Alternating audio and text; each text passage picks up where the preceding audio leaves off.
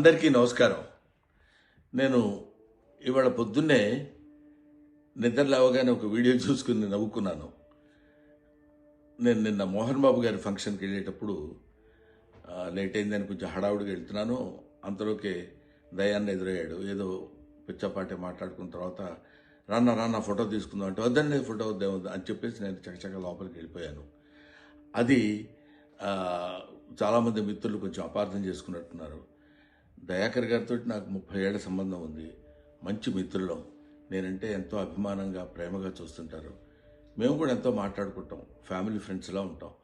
అటువంటిది సరదాగా ఆయనతో నాకున్న చనువుతోటి నేను ఉండండి అని చెప్పేసి ఇలా తోసి వెళ్ళిపోతే దాన్ని నేను ఆయన ఏదో కావాలని తోసినట్టు ఏదో ఒక రకమైనటువంటి మిస్అండర్స్టాండ్ తోటి మీడియా మిత్రులు అలాగే దాన్ని అపార్థం చేసుకున్నారు. అలాంటిది కాదు.